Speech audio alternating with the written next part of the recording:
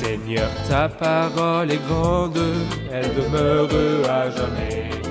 Ta parole est infaillible, rien ne peut la subir. Bienvenue à vous, chers spectateurs, ainsi qu'à tous nos spectateurs dans le monde entier, pour un nouvel épisode de notre émission d'études quotidiennes Toute la Bible.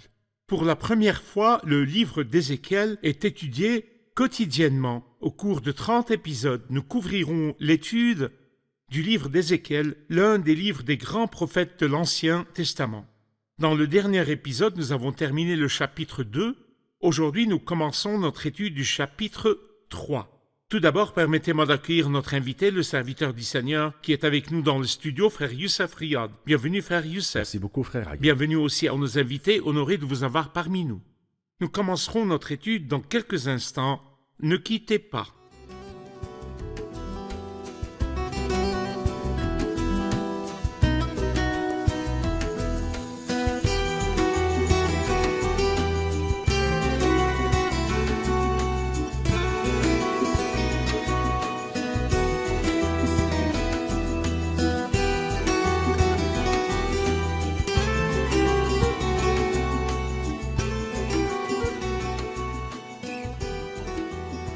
Bienvenue, frère Youssef. De même, frère Riyad. Alors que nous arrivons au chapitre 3 qui fait le lien entre la fin du chapitre 2 et le début du chapitre 3 sur la question de manger le rouleau ou le livre, donnez-nous une idée de ce chapitre. Le chapitre 3 nous parle des instructions données à Ézéchiel concernant son ministère.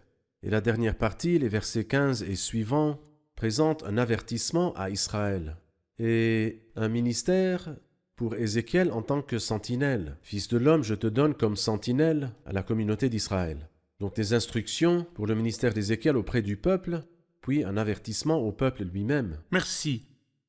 Il dit dans les premiers versets du chapitre, il m'a dit, « Fils de l'homme, mange ce qui est devant toi, mange ce livre et va parler à la communauté d'Israël. J'ai ouvert ma bouche et il m'a donné ce livre à manger. Il m'a dit, « Fils de l'homme, nourris ton ventre et remplis tes intestins avec ce livre, celui que je te donne. » Alors je l'ai avalé, et dans ma bouche il a été doux comme du miel. Il m'a dit, « Fils de l'homme, va trouver la communauté d'Israël et communique-leur mes paroles. En effet, ce n'est pas vers un peuple dont le langage est obscur et la langue difficile que tu as envoyé, c'est vers la communauté d'Israël. Non, ce n'est pas vers de nombreux peuples dont le langage est obscur et la langue difficile, dont tu ne comprends pas les paroles. Si je t'envoyais vers eux, ils t'écouteraient. Mais la communauté d'Israël ne voudra pas t'écouter parce qu'elle ne veut pas m'écouter. En effet, toute la communauté d'Israël a le front dur et le cœur endurci. Cependant, j'ai endurci ton visage pour résister à leur visage et ton front pour résister à leur front. J'ai rendu ton front aussi dur qu'un diamant, plus dur que la pierre. Tu n'auras pas peur d'eux et tu ne te laisseras pas effrayer par eux, même si c'est une communauté de rebelles. Frère Youssef, que s'est-il passé quand il a mangé ce livre? Allez-y. Eh bien, il nous dit ces paroles dans le verset 3, « Je l'ai avalé, et dans ma bouche il a été doux comme du miel. » Bien qu'il soit amer à l'origine, amer. Il contient... Et plein de... Allez-y. Exactement. Plein de lamentations, de gémissements et de malheurs. Lorsque nous allons au chapitre 10 de l'Apocalypse, il nous dit également que Jean le visionnaire a été invité à manger le rouleau, le petit livre. Il l'a avalé, dans sa bouche il fut doux, mais ensuite il est dit que son ventre fut rempli d'amertume. En d'autres termes, lorsque nous comprenons le terrible jugement qui s'abattra sur ce monde-là, nous nous unirons à Dieu non seulement en interagissant avec la parole, mais nous nous unirons à Dieu dans sa pensée, qui ne prend pas plaisir à voir le méchant mourir, qui a pleuré sur la ville de Jérusalem et qui pleure sur les pécheurs. Et je pense que si nous comprenons cela, nous nous unirons non seulement à la parole et interagirons avec elle, mais nous nous unirons à Dieu aussi. Et notre ventre sera rempli d'amertume lorsque nous apprendrons le terrible jugement qui attend l'humanité.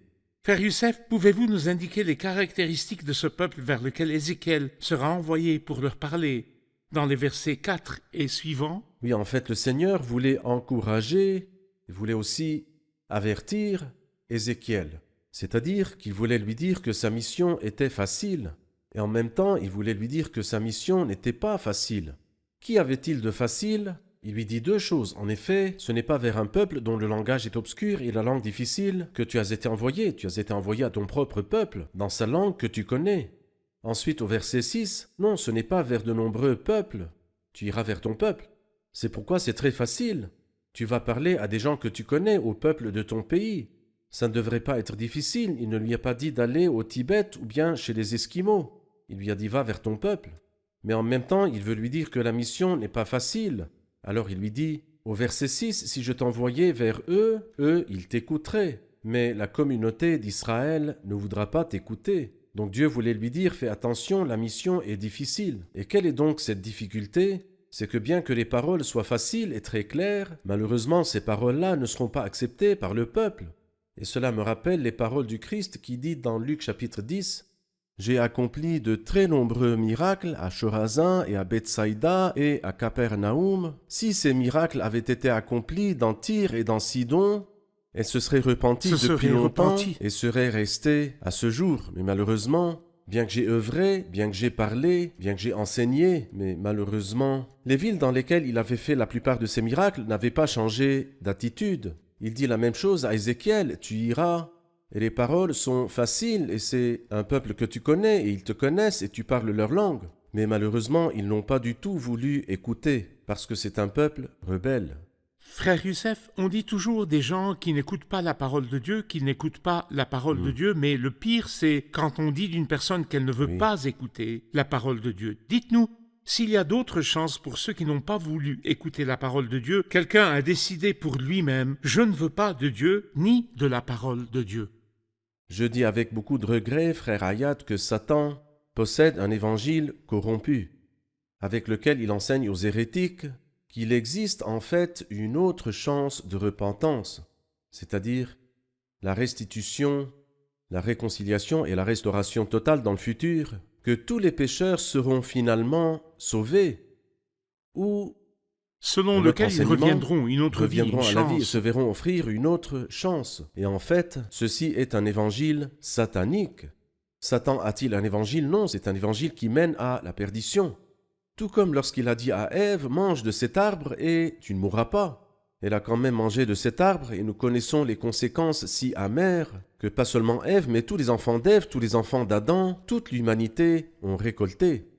C'est le même principe aujourd'hui. Il dit, il n'y a pas besoin de se précipiter. Il y aura une autre chance après la mort. Et malheureusement, certains croient aux paroles de Satan et nient les paroles vraies de Dieu pour la ruine de leurs âmes. C'est vrai.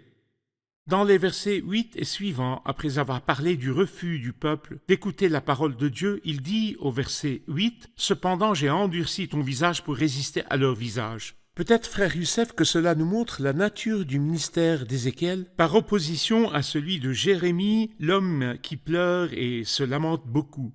Ézéchiel, l'homme fort, et Jérémie, l'homme sensible. Parlez-nous de la nature du ministère d'Ézéchiel. Eh bien, quelqu'un a dit que Jérémie était, comme vous l'avez dit, le prophète qui pleure. Ici, nous voyons l'homme des visions. Cependant, ce n'est pas tout. Il était vraiment, comme Dieu le lui a dit, « J'ai endurci ton visage pour résister à leur visage. » C'est-à-dire qu'il l'a préparé, et c'est l'œuvre de Dieu. Il prépare le serviteur dès le ventre de sa mère, avant même qu'il ne le connaisse. C'est ce que l'apôtre Paul a dit dans l'épître aux Galates, au chapitre 1. « Mais Dieu m'avait mis à part dès le ventre de ma mère. » En fait, c'était Saul de Tarse, qui a grandi dans une famille pharisienne, était persécuteur de l'Église. Oui, mais Dieu savait avant même ma naissance, alors que j'étais encore dans le ventre de ma mère. Mais Dieu qui m'avait mis à part dès le ventre de ma mère a trouvé bon de révéler son Fils en moi. Vrai. C'est comme si Dieu, comme il l'avait dit au prophète Jérémie, avant de te former dans le ventre de ta mère, je t'avais consacré. C'est-à-dire que Dieu forme le serviteur, Dieu m'a formé différemment de vous. Et vous, différemment du troisième, et ainsi, chaque serviteur a une formation particulière pour accomplir un ministère, selon le dessein de Dieu et la pensée de Dieu. Il n'est donc pas approprié pour moi de vous imiter. Non, chacun de nous a un ministère particulier de Dieu.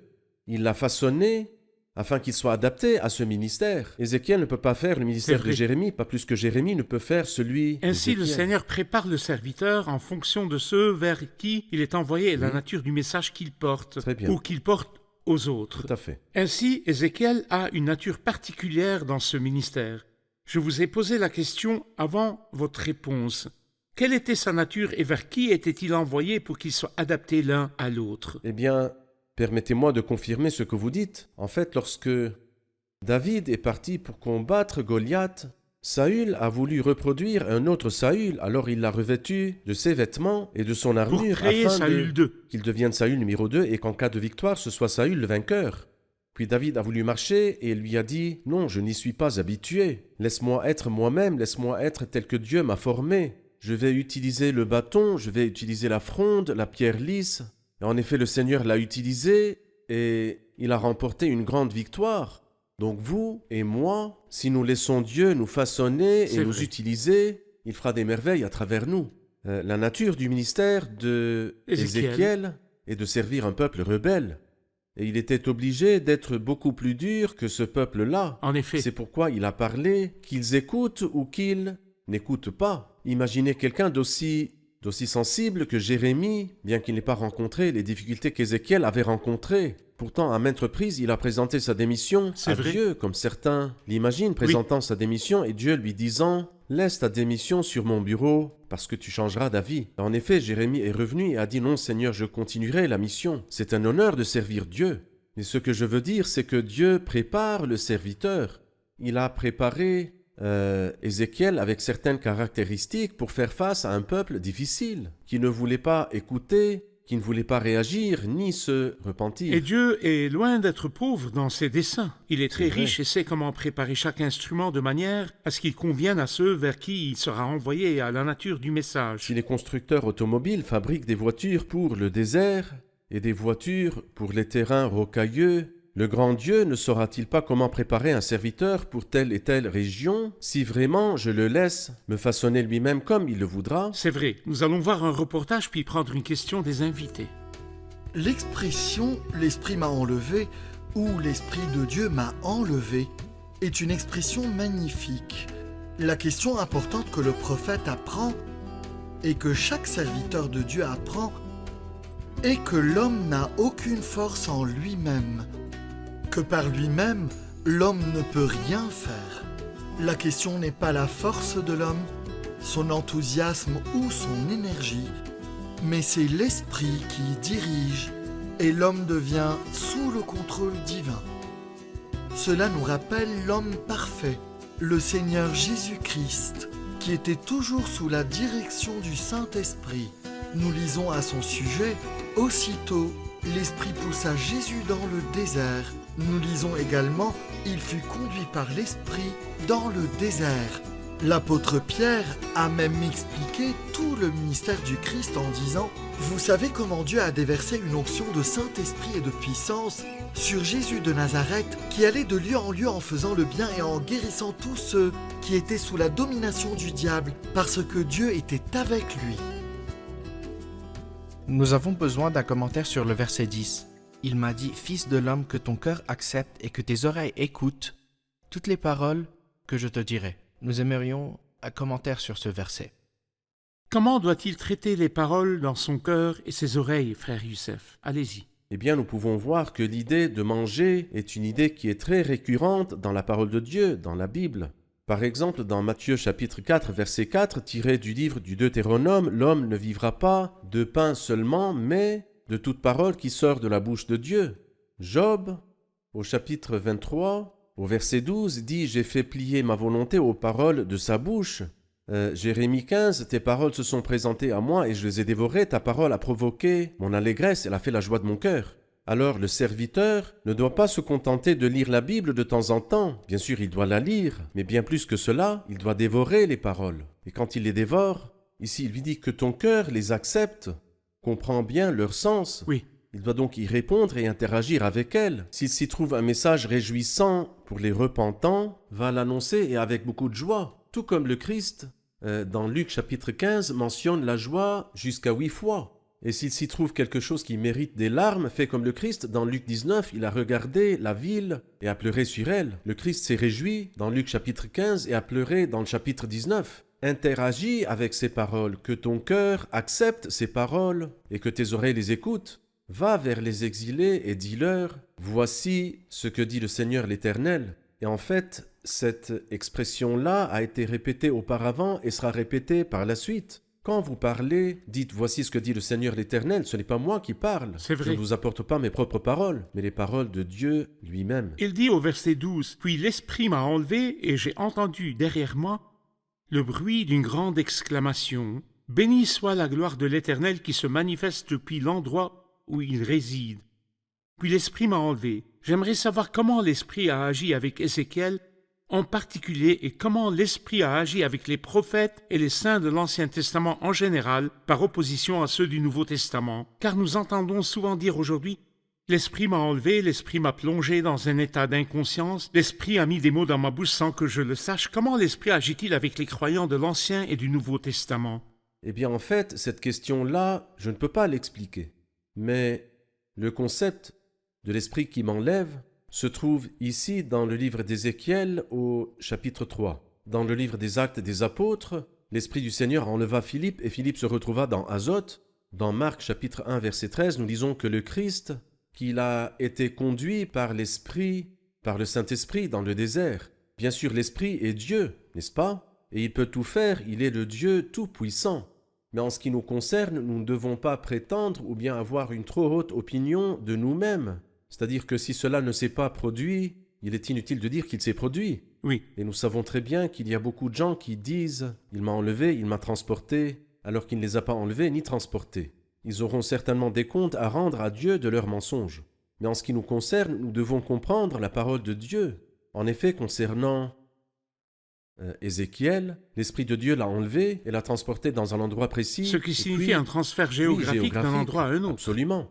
Et puis, une fois terminé, il l'a ramené vers les exilés parmi lesquels il se trouvait. Il est allé à Jérusalem et est retourné vers les exilés. Est-ce que Dieu est capable de faire cela? Bien sûr qu'il en est capable. Et l'Esprit de Dieu est Dieu, Dieu lui-même. Parlez-nous de la manière dont il traite les croyants dans l'Ancien Testament et maintenant les croyants dans le Nouveau Testament, même s'il s'agit de deux expressions différentes. Bien sûr, le sujet de l'œuvre du Saint-Esprit dans l'Ancien et le Nouveau Testament est un sujet important. Mais comment a-t-il œuvré dans l'Ancien Testament et comment œuvre-t-il dans le Nouveau Testament? Les différences les plus importantes entre l'Ancien Testament et le Nouveau Testament résident dans le fait que dans l'Ancien Testament, le Saint-Esprit n'habitait pas en eux car la rédemption n'avait pas encore eu lieu. Et le Saint-Esprit ne peut habiter dans le cœur d'une personne avant qu'elle n'ait été purifiée par le sang du Christ. Et il vient habiter dans le cœur de celui qui a été purifié et dont les péchés ont été pardonnés. Ce n'était donc pas une habitation permanente. Ce n'était pas une habitation permanente. Dans l'Ancien Testament, il a utilisé certaines personnes, notez la précision de l'expression, certaines personnes, et non pas certains croyants. Oui. Bien sûr, pas tous les croyants, et tous n'étaient pas croyants, Parfait. c'est-à-dire l'Esprit de Dieu a utilisé par exemple Balaam. Et Saül, fils de Kis, le Benjaminite. Il a utilisé des personnes non croyantes, et pas tous les croyants, c'est-à-dire il a utilisé David et Gédéon, mais pas nécessairement des personnes croyantes. Quant au Nouveau Testament, l'Esprit Saint habite dans chaque véritable croyant. Une habitation permanente. Appelez l'empreinte du Saint-Esprit. Vous avez été marqué Très de bien. l'empreinte du Saint-Esprit qui vous a été promis. Parfait, merci. Pour compléter cette étude, quand ce bruit a été entendu, il a dit « Et j'ai entendu derrière moi le bruit d'une grande exclamation. Béni soit la gloire de l'Éternel qui se manifeste depuis l'endroit où il réside. » Pouvez-vous nous expliquer cette expression, frère Youssef? Eh bien, je pense que la gloire du Seigneur se retirera de Jérusalem. Mais ce n'est pas du tout parce que Dieu se retire du temple ou se retire de Jérusalem que Dieu n'aura plus de place. Non, Dieu est glorifié pour toujours et Où à qu'il jamais, soit. où qu'il soit. C'est nous qui sommes perdants quand Dieu nous abandonne, c'est nous qui sommes perdants. Ichabod, la pieuse épouse de Phinéas, lorsqu'elle a accouché et appris que l'arche a été prise, a appelé son fils Ichabod et ce fut le dernier mot qu'elle prononça avant de mourir. C'est donc nous qui sommes perdants lorsque la gloire de Dieu nous est enlevée, mais Dieu sera toujours glorifié à sa place. Dans son ciel, bien sûr, il est glorifié et sera glorifié pour toujours et à jamais. Pour compléter le tableau, vous avez intitulé les versets 15 à la fin du chapitre « Avertissement à Israël » qui commence par « Je suis arrivé à Tel Abib vers les exilés ». J'aimerais savoir géographiquement, Tel Abib, qu'est-ce que cela signifie? Où se trouve-t-elle aujourd'hui? Qui habitait près du fleuve Kébar? Donnez-nous quelques avertissements adressés à Israël. Allez-y. Eh bien, il est clair que Tel Abib n'est pas la capitale d'Israël. Actuellement. Aujourd'hui, non. Tel Abib, ici, se situe près du fleuve de Kébar. Sur C'est le une Frat. ville- Exactement. C'est une ville située à Babylone, en Irak actuellement, et qui est appelée Tel Abib, près du fleuve de Kébar. Et la Bible nous dit que lorsqu'il s'y rendit, il resta 7 jours Oui. sans parler du tout. Et cela nous montre que le serviteur ne doit pas se précipiter pour parler, mais attendre Dieu. Car Dieu lui dit, quand je te parlerai, tu parleras, sinon tu ne parleras pas. Il est resté là 7 jours sans parler, sans se précipiter. Et il attendait un message qui lui parvienne de Dieu. Et au moment où le message est arrivé, il a parlé comme nous le verrons dans le reste du chapitre. Parfait. Et je vais lire quelques versets. Il dit au verset 17, « Fils de l'homme, je te donne comme sentinelle à la communauté d'Israël. Tu écouteras la parole qui sort de ma bouche et tu les avertiras de ma part. Quand je dirai au méchant, tu vas mourir, c'est certain, si tu ne l'avertis pas, si tu ne parles pas pour avertir le méchant, afin qu'il renonce à sa mauvaise conduite et reste en vie, ce méchant mourra à cause de sa faute, mais je te réclamerai son sang. Si au contraire tu avertis le méchant et qu'il ne renonce pas à sa méchanceté ni à sa mauvaise conduite, il mourra à cause de sa faute, mais toi, tu auras délivré ton âme. » Je voudrais m'arrêter sur la signification du mot sentinelle. Que signifie sentinelle et quel est son rôle? Autrefois, bien sûr, il n'y avait pas de radar. Des radars qui prédisaient La menace une attaque des ennemis. de la part des ennemis. Cependant, il y avait toujours des murailles autour des villes qui étaient fortifiées par des murailles sur lesquelles se dressaient des tours, sur lesquelles des sentinelles tenaient la garde. Ces sentinelles-là se distinguaient par leur vue perçante, par leur ouïe fine et leur voix forte. La sentinelle ou le gardien, on Le l'appelait gardien, également gardien. oui. La sentinelle observait et voyait, comme la célèbre colombe aux yeux bleus de la littérature arabe. Elle avait un regard perçant qui pouvait voir de loin, et une ouïe extrêmement fine qui était capable d'entendre le pas d'une fourmi. Et puis, lorsqu'elle sentait qu'il y avait un danger, sa voix réveillait tous les dormeurs, parce que toute la ville dormait. Elle criait alors de toutes ses forces, le danger est imminent, comme le son de l'alarme que nous connaissons aujourd'hui. Autrefois, cela n'existait pas. Alors donc la sentinelle voyait le danger et alarmait. Et ici il dit, « Fils de l'homme, je te donne comme sentinelle, tu dois avoir une vue perçante, des sens aiguisés et un regard vif, pour reconnaître le danger avant qu'il ne vienne. » Et je pense que quiconque lit la Bible sainte reconnaît le danger avant qu'il ne vienne. Dieu ne restera pas silencieux face au péché et nous devons dire cela aux gens, le dire d'une voix forte, crier de toutes nos forces. Sinon, lorsque l'épée viendra, comme il le dira plus clairement dans Ézéchiel chapitre 33, tu ne l'as pas averti, le méchant mourra à cause de sa faute, mais je réclamerai son sang à la sentinelle, je te le réclamerai, Ézéchiel, le sang de celui qui est mort et que tu n'as pas averti. Malheureusement, les sentinelles d'Israël, en général, comme il le dit dans Ésaïe 56, ces guetteurs sont tous aveugles. Ils ne voient pas le danger. Des chiens incapables même d'aboyer. Le chien est plus utile qu'eux parce que le chien, dès qu'il entend le moindre bruit, il n'arrête pas d'aboyer. Et parfois cela peut être dérangeant, mais au moins il nous avertit de la présence d'un étranger.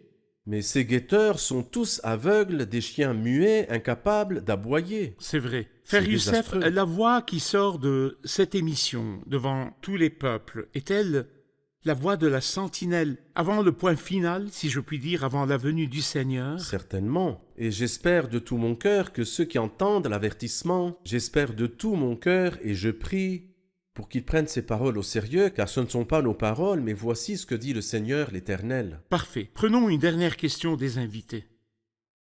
Le verset 20 dit « Si un juste renonce à sa justice et commet l'injustice, je mettrai un piège devant lui et il mourra. » Cela signifie-t-il que le croyant juste peut périr s'il commet un péché? Si un juste renonce à sa justice, mourra-t-il? Laissez-moi le dire autrement. Si le croyant succombe, peut-il périr? Malheureusement, cette affirmation que vous avez mentionnée et la question qui a été posée sont répandues dans certains cercles chrétiens, selon lesquels le croyant n'est jamais assuré de son salut jusqu'à la fin, et que si un homme entre d'un pied et que le second pied n'est pas encore entré, il est toujours en danger. Bien sûr, ces déclarations sont complètement étrangères à la Bible sainte, dans laquelle le Christ lui-même a dit que ses brebis ne périront jamais. C'est vrai. Et l'apôtre Pierre dit, vous qui êtes gardés par la puissance de Dieu, je ne me garde pas par ma propre force, mais par la force de Dieu. Mais pourquoi ce verset? Si vous remarquez, il dit si un juste renonce à sa justice, la justice de l'homme. Bien sûr, la justice de l'homme ne donne jamais aucune garantie. Et en effet, si la justice s'obtient par la loi, si vous pouviez obtenir la justice par vos œuvres, à ce moment-là, le Christ est mort pour C'est rien. vrai. Alors ici, nous ne nous accrochons pas à notre justice. L'apôtre Paul dit non avec ma justice, celle qui vient de la loi, mais avec celle qui s'obtient par la foi en Christ. Dieu m'a donné la justice. Et les dons et l'appel de Dieu sont irrévocables. Alors ce verset ne doit pas être pris hors de son contexte. Il ne parle pas de la justice de Dieu qui s'est maintenant manifestée en Christ à travers la croix, Oui. mais il parle de la justice qui vient de la loi, la justice de l'homme. Si l'homme renonce à sa justice et fait le mal, il mourra. Bien sûr, il mourra.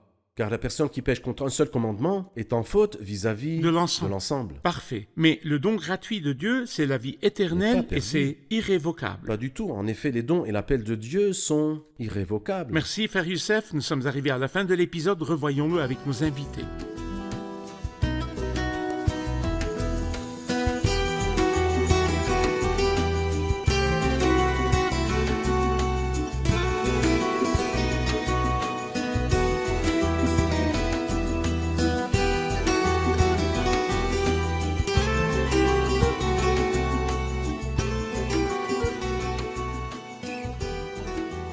Bienvenue. La Bible dit dans les versets 8 et 9 que le peuple vers lequel Ézéchiel a été envoyé était un peuple extrêmement cruel et au cœur dur. Comment le Seigneur a-t-il préparé Ézéchiel à cette mission? Nous comprenons que Dieu façonne la personnalité du croyant avant même sa naissance et avant même qu'il ne connaisse Dieu, afin qu'il soit apte à accomplir le Parfait, ministère qu'il le lui est confié. croyant Tout serviteur. à fait. Ézéchiel avait ici le visage dur car il allait affronter un peuple rebelle et au cœur dur, contrairement à Jérémie qui pleurait parce que sa mission était différente. Parfait. Frère Youssef, Très bien. j'ai une question sur les versets 12 et suivants sur le rôle de l'Esprit avec Ézéchiel. L'Esprit l'a enlevé et nous voulons savoir quel était le rôle de l'Esprit avec les croyants de l'Ancien Testament lorsqu'il les utilisait. Dans l'Ancien Testament, l'Esprit les utilisait. Il pouvait utiliser un croyant et pouvait utiliser un pécheur. Nous en avons plusieurs exemples dans la Bible. David et Gédéon ont été utilisés par l'Esprit. J'ai d'autres exemples tels que Balaam par et exemple, Saül était qui étaient mauvais. mauvais, il les a utilisés quand même. Mais dans le Nouveau Testament, la situation est différente. L'Esprit n'habite pas ou ne demeure pas ou ne scelle que le croyant et il agit à travers lui. Dans l'Ancien c'est-à-dire qu'il le Testament, guide. il demeurait et se retirait Oui, ou descendait descendait et se retirait. Mais Mais dans dans le le Nouveau Nouveau Testament, Testament, c'est une habitation permanente. Merci beaucoup. Que Dieu vous bénisse. Merci, frère Youssef. Dieu vous bénisse. Merci. Je vous retrouve dans le prochain épisode. Que le Seigneur soit avec vous.